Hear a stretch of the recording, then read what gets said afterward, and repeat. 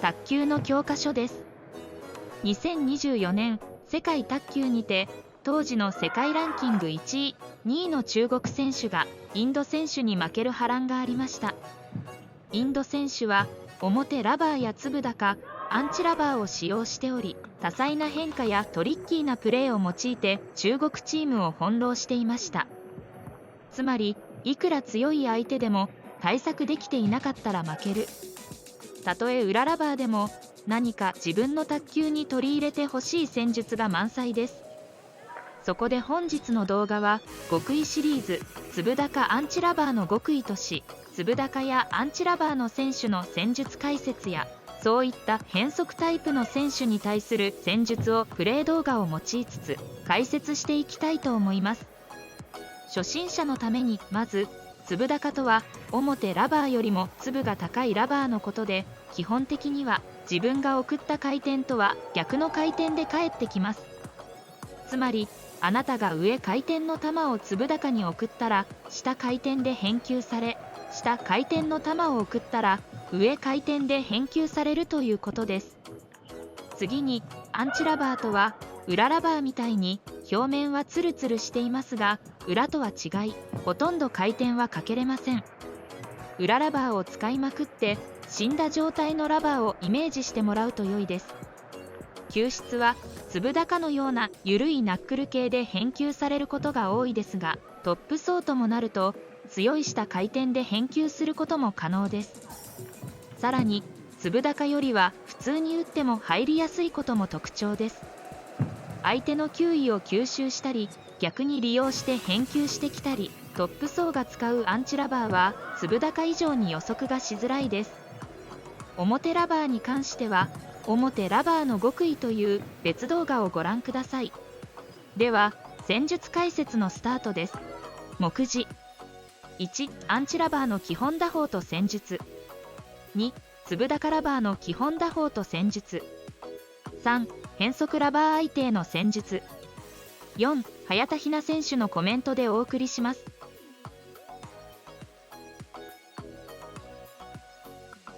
ムカルジー選手はフォア面、赤色が表ラバーで裏面、黒色がアンチラバーを使用しています。試合中はラケットを回すので要注意です。今ムカルジー選手はフォアを赤色で打っていますよね。しかしここではバックも赤色で打っていますね。つまり試合前の練習でアンチを使ってしまうと相手に慣れられてしまうので、変則を使う人は練習では変則面を使わないようにしましょう。相手のつっつきに対してはカットマンのようなスイングで返球し、相手の攻撃に対しては粒高のように上から下へ切るようなスイングをしたり、下から上へ少し合わせるように返球して変化をつけます。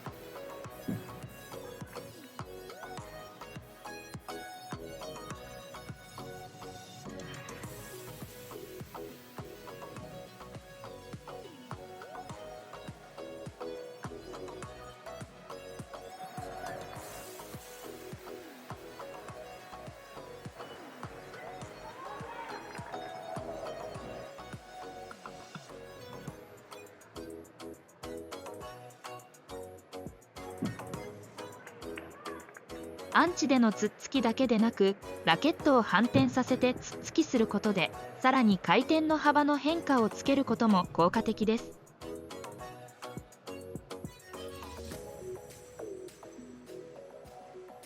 回転の影響を受けにくいからこそ、クロスとほぼ同じような打ち方でストレートへコースチェンジすることも可能です。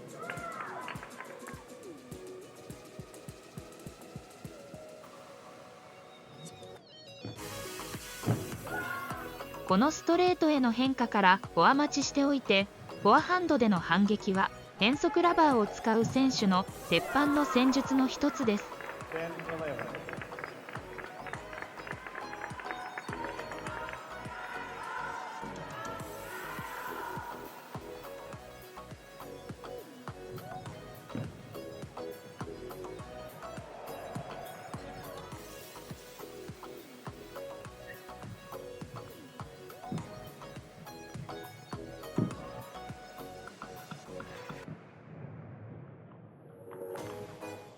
同じくストレートへの変化からフォア待ちをしているのですが、返球がミドルくらいに来た時にはバックで相手のバック前に落とすことも変則タイプの選手には必須の戦術です。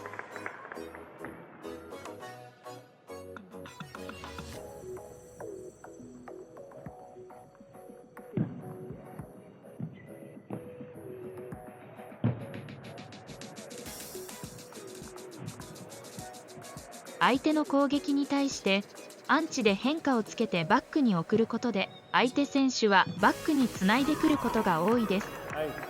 それを待っておいて回り込んで反撃していく戦術もぜひ取り入れましょう。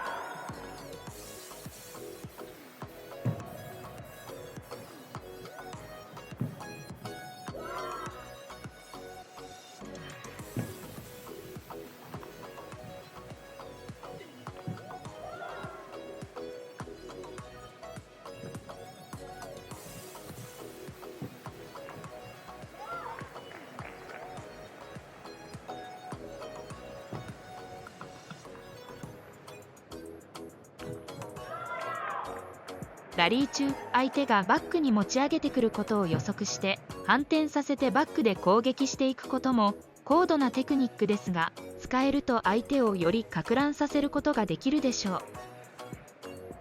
バック面に変化系を使っている選手は基本的にはバックサーブを使用することが望ましいです。しかしアンチだと回転をかけたサーブが出しにくいので、たまにはラケットを反転させて回転をかけたサーブを混ぜることで相手はラケット面が狂いミスなどをしやすくなります。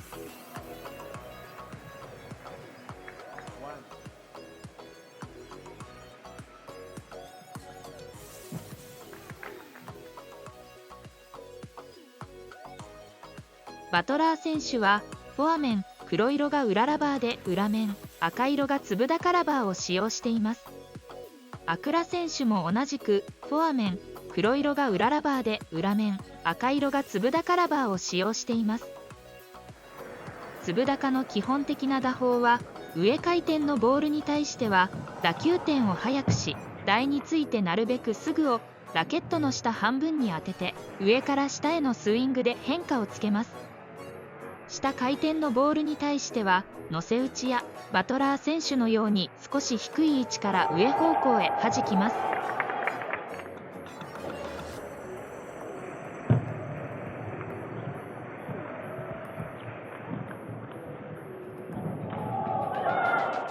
一般的には変化をつけた球よりも弾いた球の方がスピードを出しやすいので、弾いた球でストレートに打ちフォア待ちしたりクロスに弾いて回り込みの戦術が使えます。バックで変化をつけてバックに返すことで相手はバックに突っつきをしてくる確率が高く、そこを待って回り込んで反撃していきましょう。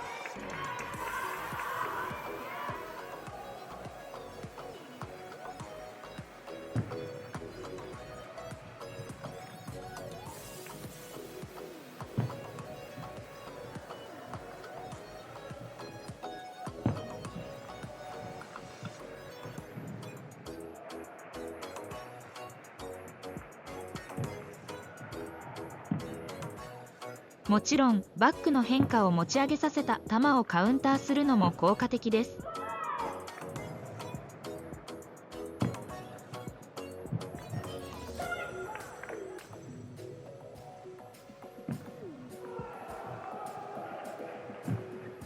粒で変化をつけた球を相手が持ち上げてきたらラケットを反転させて裏ラバーで攻撃したり、粒でプッシュをした後や裏ラバーでドライブした後の上回転を待っておいて反転させてさらに攻めることも相手を惑わすのに効果的です。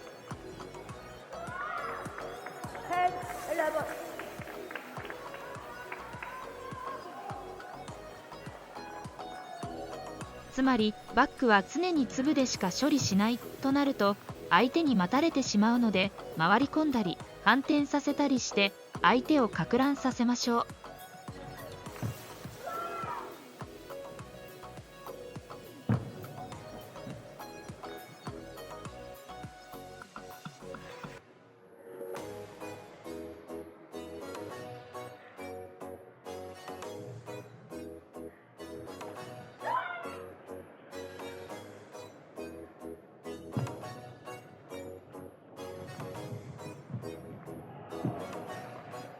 粒高を嫌がっている相手に対してのサーブからの展開はオープニングサーブが有効です。オープニングサーブとは台のフォア側から出すサーブのことです。フォア側から出すことで相手はバック反面が空いているからバックに返したくなるけど、バックは苦手な粒高なので抵抗感があるし、かといってフォアにレシーブしても待たれていて打たれるので、非常に相手からしたらやりにくい展開となります。バックロングに横上回転系のサーブを出して打たせた球をバックで変化をつけて次を回り込んで攻めていくパターン。フォア前によこした回転系のサーブを出してつっつきさせた球をプッシュしてから攻めていくパターン。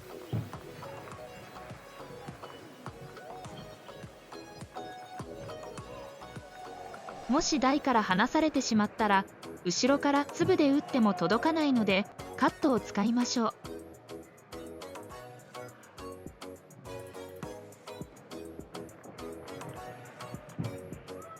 粒は裏に比べると球を失速させやすいので、長いつっつきに対してストップも必須の技術です。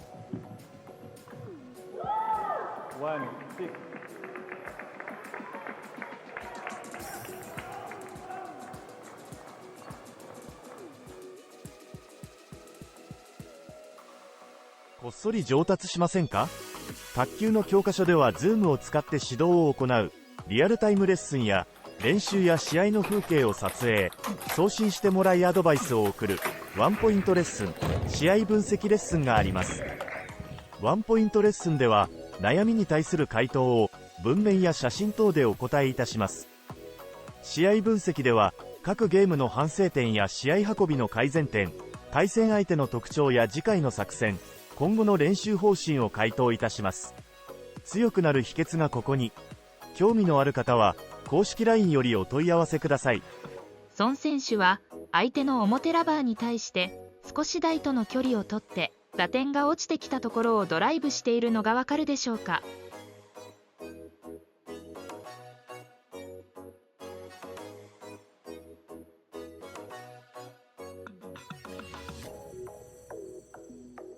ほら、少し台から距離を取りましたね。つまり表や変則ラバーはナックルで飛んできやすく、あまり台の近くで打つとネットミスしやすいので距離を取り、失速してくる球を待って打つのが基本です。ここからは変則タイプへの戦術をお伝えします。まずはじめに変則タイプは私たちのミスを誘っていることを念頭に置いておきましょう。つまり自分からガンガン攻撃していくよりは安定重視の方がいいです。世界のトップ選手であっても全ての球を強打しに行かず優しくつないでいる点を注目してください。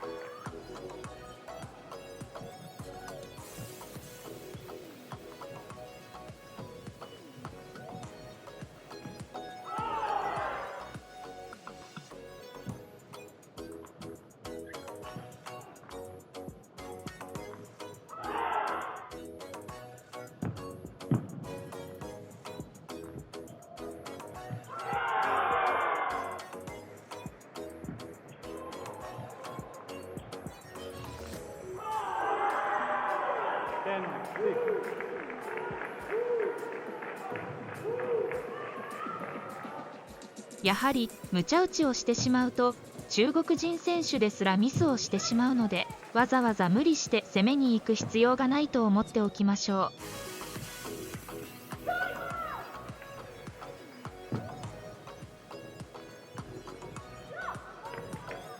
粒やアンチの相手であれば基本的にはつっつきとドライブを交互にしていくことが一番安定してラリーをすることができます。ただし相手のレベルが高ければ反転して攻撃してくることもあるので、相手が変則ラバーで対応しているのかどうかを確認することが重要です。またこの時のドライブやつっつきを無駄に回転をかけようとしてしまうとミスの原因になったり、より複雑な回転で返球されやすいので7割程度の回転に抑えましょう。そしてラリーをしていく中でチャンスボールを見つけ、この後紹介していく戦術につなげていきましょう。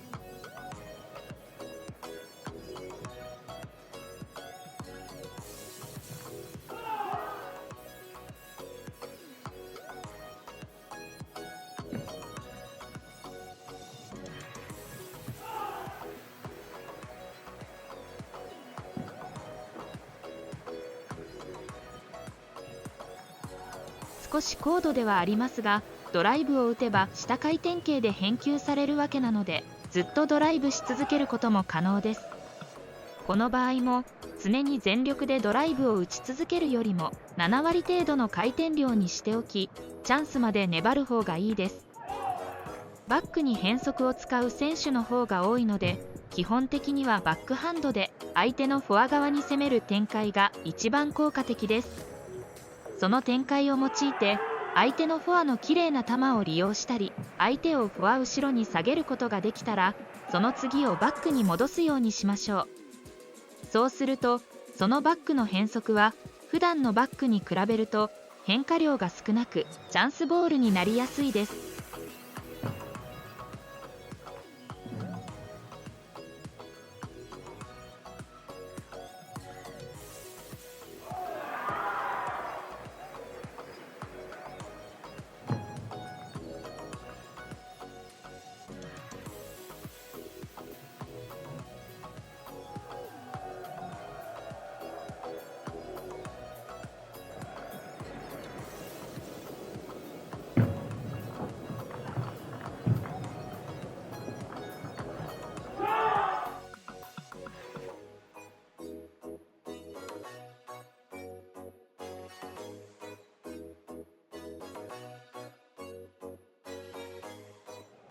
粒高でわざとプッシュをさせて上回転になった球を利用してフォアに攻めていくのも効果的です。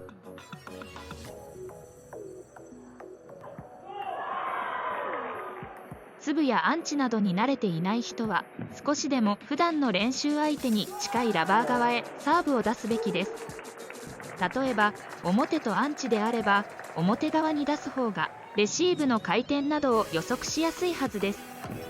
裏と粒であれば裏側に出す方が普段のレシーブと似ているので3球目が打ちやすいはずです。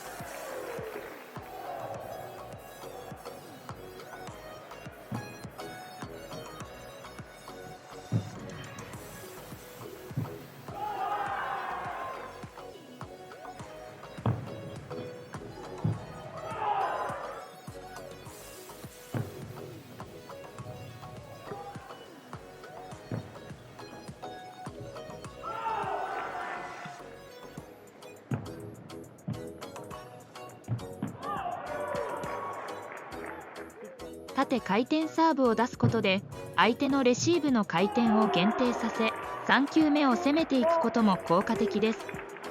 横回転を入れてしまうと複雑な回転になりやすいのであまりおすすめしません。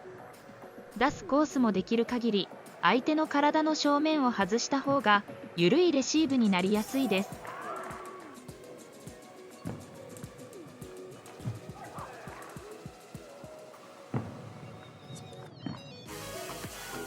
バック前に下回転サーブは一番相手が得意な場所なので避けましょう。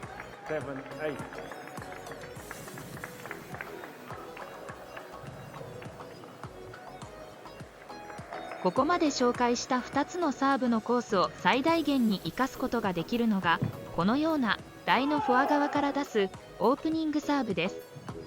これにより相手のフォア前の厳しいコースにサーブが出しやすくなるし、バックロングもストレートとなり相手の台に届くまでの時間が短くなるので、バック面に変則ラバーを張っている選手相手には効果的なサーブとなります。オープニングサーブでフォア前に出されると相手はレシーブ後バックに戻るのに時間がかかりバックの変化が薄れやすくなります。また角度きつくフォアに出すと相手はレシーブでバックを使うこともリスクが高くなるので相手のフォア攻めをしやすくなります。つまり自分たちの慣れているラバー側と勝負をすることができるので有利な展開になるでしょう。この2本が良い組み合わせです。オープニングサーブでフォア前に出して相手のフォア攻めからのバックへ戻す展開。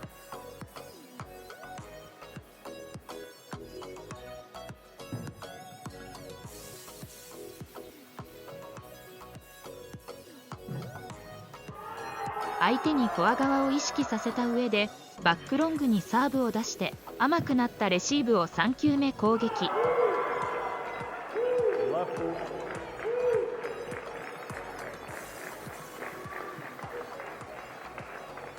基本的には変則に慣れていない人は変則じゃない方にレシーブをすべきです。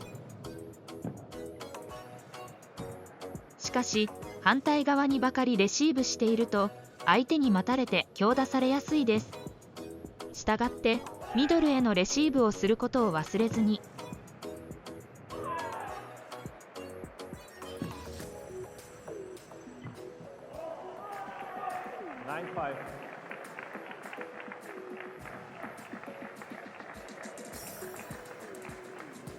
単純なバックへのつっつきレシーブは相手が一番喜ぶので厳禁です。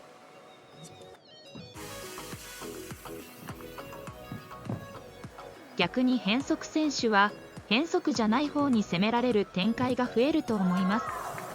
そちらの方を待っておいてカウンターすることで相手は変則側に持っていかざるを得なくなるし、相手は変化の少ない方にサーブを出してくることが多いので、動いてバックで処理したりラケットを反転して変則ラバーで処理することが必要です。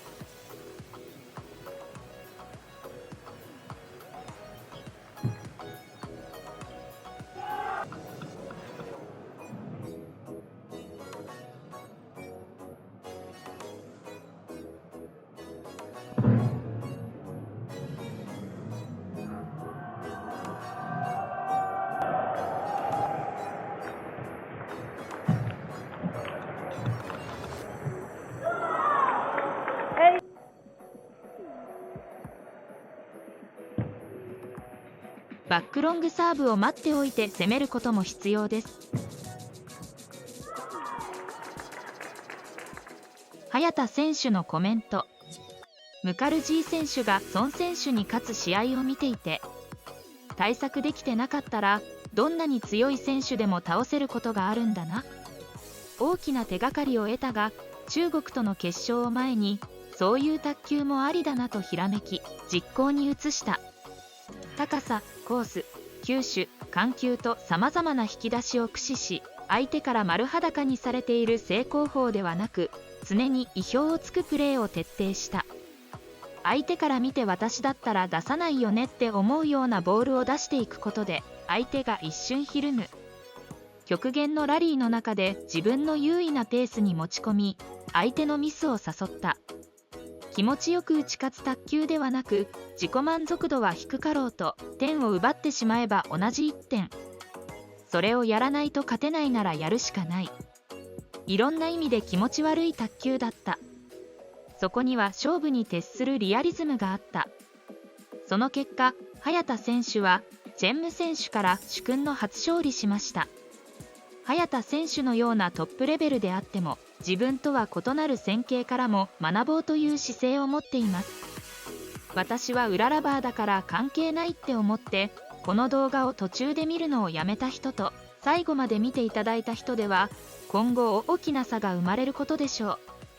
また一度見ただけで完全にマスターできる人はいません。特に変則ラバーが苦手な人は中途半端な気持ちでさらっと見ているだけでも意味がないので、自分の戦術に自然に組み込めるくらい何度も見ていただけると幸いです。